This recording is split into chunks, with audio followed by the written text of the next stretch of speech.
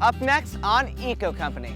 Fighting climate change, one student at a time. The building by itself is an educational tool. How high schoolers on this campus are getting it and getting it done. Then, getting healthy food for your school's cafeteria. Our kids need to eat better at schools. It's really quite embarrassing what we feed them.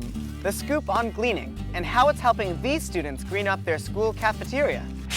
Plus, check out these cool digs. So we tried to integrate a lot of sustainable materials into the house, such as reclaimed elm flooring, which we're standing on here.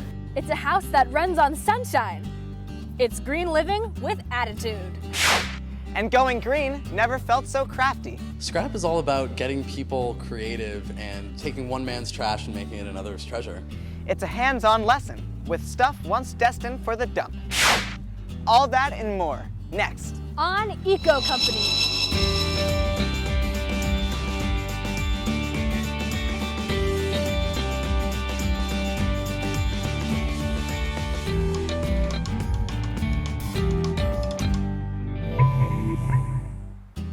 Hi guys, thanks for tuning in to Eco Company. I'm Josh. And I'm Jelena. First up, we head off to a high school campus, and a really environmentally friendly one at that. Buildings built green from the ground up. A greenhouse, a garden. Yeah, and they're growing food to put on the lunch menu. And that's not all. Let's go see what else they've been up to. This may look like your average high school campus, but students here are serious about more than just their grades. They're also serious about climate change, and they're doing something about it. From checking tires, Cucumber? and planting organic veggies, to checking out the view from here, students and teachers at the Harker School in San Jose, California are going to great heights to go green. First, a stop in their gardens. Not only do they have native plants, And this plant right here is called E.T.'s fingers. and a greenhouse, students are also growing organic veggies. Growing organically means not using any chemicals, artificially made stuff in the garden. So, organic compost, organic fertilizer that's been made from food stuff before, not synthesized artificially. Roshni Sharma is one of the Harker students with a green thumb. Right behind me, we have the peas, and we have different types of salad materials. We have chard, we have cabbage back there, and a squash, a melon back there, and also we have different tomatoes and bell peppers.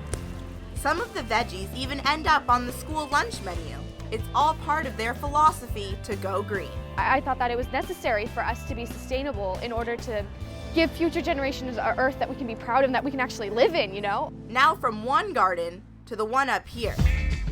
This is the school's living roof.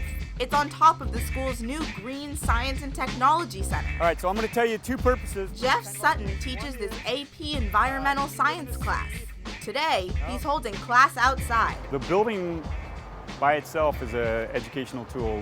We can use it to show how we can reduce human impact on the atmosphere or the hydrosphere or the earth itself. Living roofs make a building more efficient since they absorb the heat from the sun. Plus, they reduce rainwater runoff. Senior Alex Kreisman appreciates learning about ways to live more sustainably. I think the end result is that we want this to be a sustainable campus and leave as small of a carbon footprint as possible on the world. A garden isn't all you'll find up here. On the other side, check out the solar panels. What are we generating?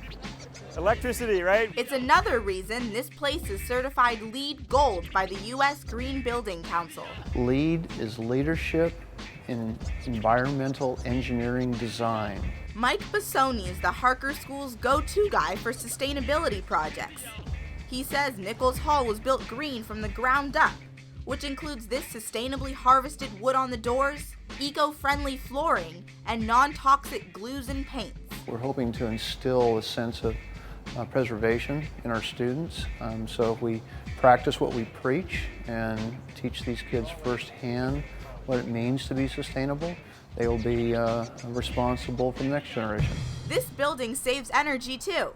Lots of windows create natural light. Plus, back on the roof, Look to the left and you'll see the evaporative cooling device. they have a special cooling system. And then I want you to look back this side here and look at the filter. That's forcing air, which will then go through this duct here and enter into the building. Students aren't just learning about energy efficiency, they're taking action to lower emissions too. Take Daniela Lapidos and Shira Indukri. They started the Eco Carbon Challenge at their school and co-wrote a grant to get money to install smart meters. Smart meters basically are hooked up to each of the buildings on school, and they track our energy consumption, so you can see how much energy you're using every hour of every day of every week for the entire year. They've already made a big difference. When you find an unusual thing, like when we found that a kitchen appliance was actually running overnight when no one was there, and then the facilities team eliminated that, you can save both carbon emissions, money, energy use, everything. What else saves emissions and gas money? Max PSI is right here, and it's 44 PSI. What these students are doing. 30.5 PSI. It's 30.5 PSI. All right, got it. Akshay Agrawal is president of Harker's Environmental Club. Back left. Club members help commuters by sampling tire pressures. The right pressure means better gas mileage and fewer emissions. Instead of buying a more costly car and spending more money on another car and wasting another car and sending that to a landfill, we should just improve the cars that we have by filling the tires and doing what's necessary to increase our gas mileage. Whether it's checking tires, growing organic veggies, or keeping track of energy use, students here agree taking action against climate change is a must. A lot of people think that it's not important because you can't see its effects right now, but it's going to be in our future, and we're going to be the ones in the future. So anyone who doesn't want to look back and say, oh, we missed our chance, really needs to be involved in any way they can. Growing your own food in a school garden is great, but there are other ways to green up your cafeteria. There's another way to get healthier food into schools, and it's turning students into farmers in the process.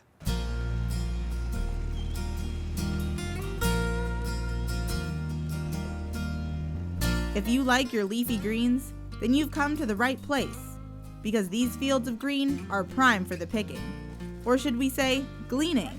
Half and half? Yeah, that's perfect. Gleaning is harvesting food that would otherwise be left in the field. It's leftover field for the people. It's different. I've never done it before. It's fun though. I like it. Why would someone leave all this food behind? Can you believe it's because of looks?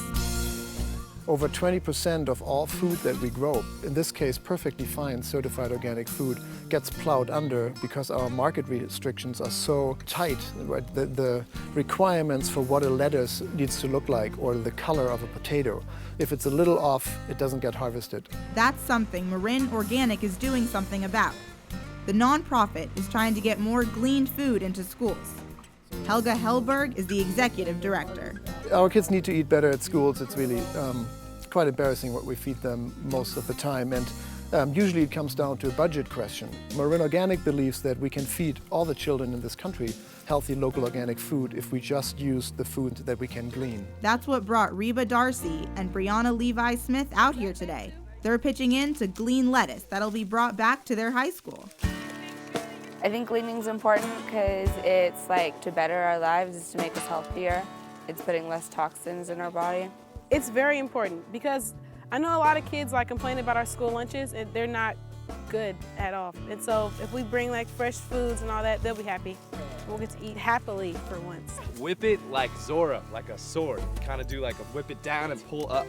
Zorro method, like that, and it breaks off real nicely. There's so much extra food, and there's a lot of people that are hungry or unhealthy and could use this food. Chester Densmore works for the Marin Organic School Lunch Program. It's his job to get this stuff from nearby farms to school kitchens several times a week. I feel like I have one of the best truck driving jobs in the country because I go around and I pick up food from the local small organic farms, and then I deliver that food on the same day as I pick it up to the school cafeteria. This delivery is to the Novato Unified School District in Northern California. It's where Miguel Villarreal heads up food and nutrition services. Not only will this gleaned lettuce wind up on the menu, we'll use them either in our salads or to make sandwiches with. These tomatoes will too. And best of all of it's free. We've gleaned it. There's actually no cost associated to it. So, for example, we've gleaned today 50 boxes of lettuces. And so that value for us is about anywhere between a $500 to $600 value.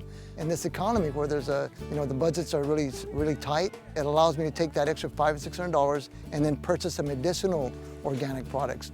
After it's delivered, washed, diced, or chopped, the journey ends at the cafeteria lunch line. It's nice to pick food that is going to your school. It's really close. It's much fresher than the stuff we get at school and the stuff we usually eat.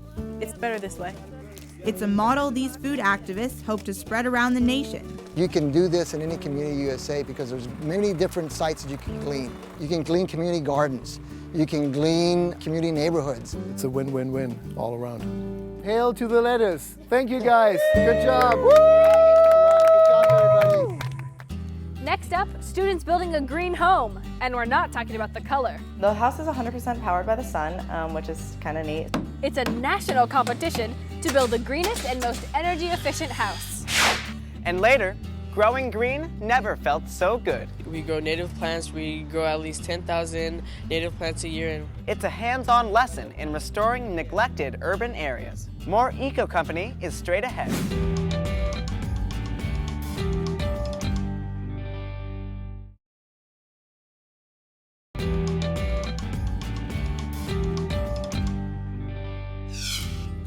There are many ways to save energy and conserve our resources. Students at one university are doing all of the above.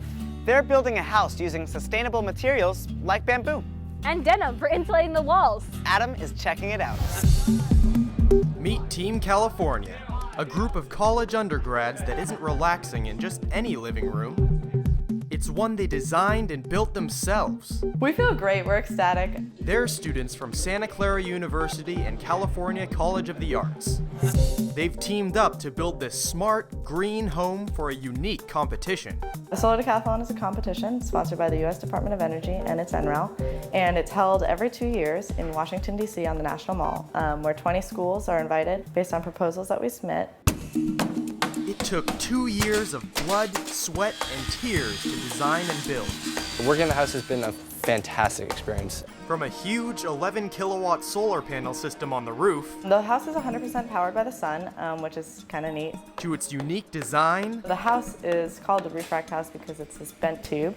And the idea that light is going through the tube constantly and it's flowing through the house. Energy efficient appliances, LED lights, and eco-friendly materials. This home is packed with sustainability. We focus really on the idea of integration between technology and architecture, so the idea of form and function, and trying to prove that living green isn't actually a compromise. How's it going, Kyle? So we're in the refract house right now, standing in the living room. Can you tell us a little bit about the green features? Yeah, so we tried to integrate a lot of sustainable materials into the house, such as reclaimed elm flooring, which we're standing on here, which is actually from Canada. It's from old factories that they take down, strip down, and then reuse it. Plus, check out all the bamboo they've used for cabinets. Bamboo is actually a grass, and so it grows very quickly and is a renewable material source. Got some straws, it looks like. Yeah, this is actually an art piece that was donated that's just using plastic straws, and it makes awesome. a really nice, soft, glowing light. So we tried to reuse things in new ways that you wouldn't necessarily think of at first. What should we know about this couch right here? This couch is actually incredibly unique because not only is it using recycled wool that we use to upholster it, but it's not your typical foam either that you'd find in a couch. It's actually excess blue jean denim insulation that Santa Clara used in the 07 Solar Decathlon house. Outside. So there's a lot of wood out here, but this wood is all right to use. Yeah, so wood is actually more sustainable than you'd think, and we tried a couple different strategies with wood. The elm wood that we actually have on the interior, we're actually using the same source of reclaimed elm wood for the deck. The house was even weatherized with old highway billboards. One thing you also might notice, the place has a lot of glass doors and windows. So what's special about these windows? So yeah, these windows cut out about 75% of the heat coming in from the sun. Tim Sennett is in charge of climate control. This is basically showing us temperature. So what we could use this for is to make sure that we're getting a good temperature distribution across the floor. Can you make out the pipes there in blue? They show the house is being cooled. And then we use pumps to bring heated and cooled water into the house. We send it through the radiant system. We can send it through the air conditioner. So water's really doing all the heating and cooling in the house. And there's more tech to be had. You'll be able to see the amount of energy and water used at any given time. This is a smart home in that basically all the controls are online and also accessible by an iPhone application and a touch panel. That includes raising the blinds. Every little bit cuts back on how much energy this house and the people who live here will use. And for Team California, it's a chance to be part of the solution. Coming up, giving trash a second life. Did you know you could make stuff out of all these recycled materials? Honestly, if I looked at all this stuff, I would just throw it away. It's a lesson that gets these teens to think about scraps in a new way.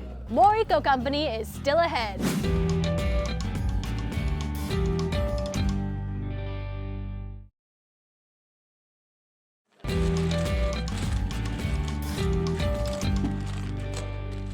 Now, making the world a little greener.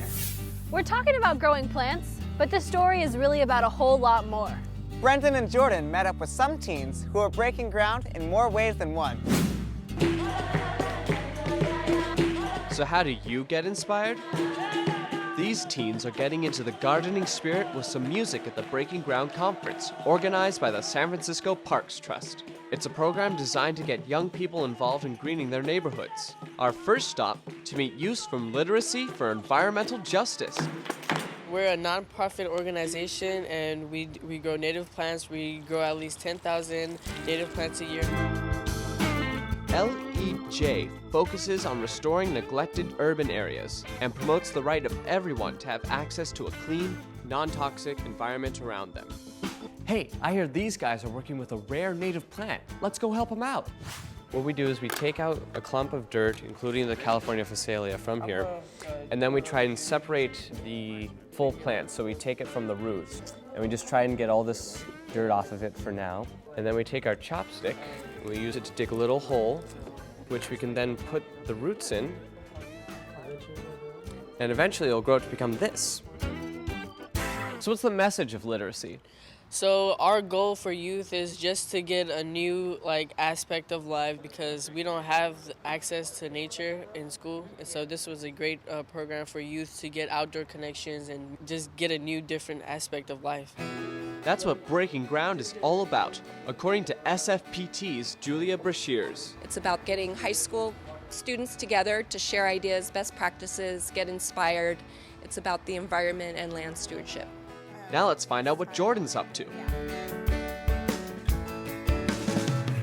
If this stuff looks like an oddball pile of scraps, that's because it is.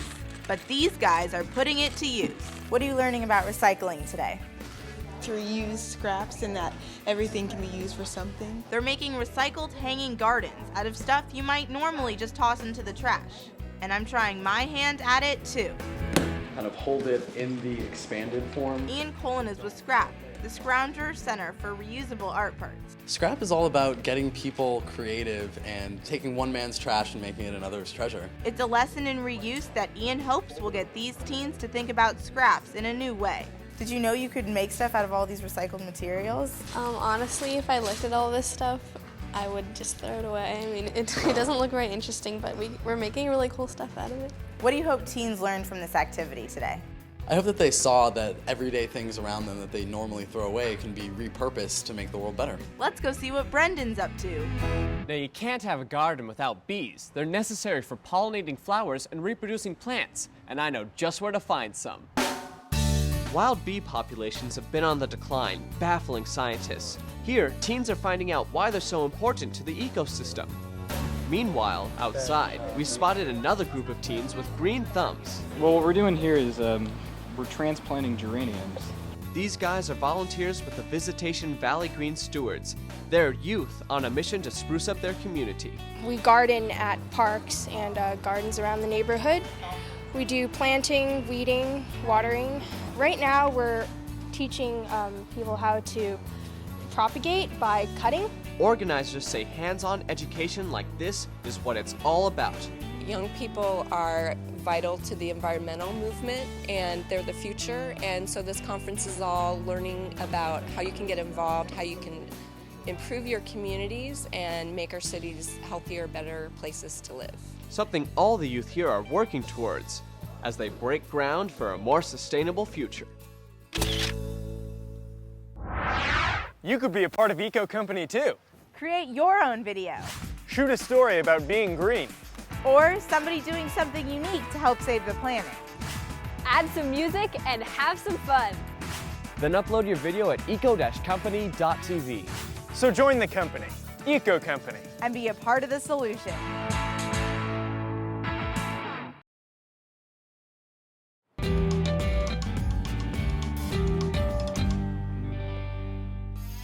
Well, that wraps up another episode of Eco Company. Thanks for tuning in. For more information on the stories in our shows, or to give us your feedback, check out our website at eco-company.tv. And check us out on Facebook. Remember, you too can be a part of the solution. We'll see you next time on Eco Company.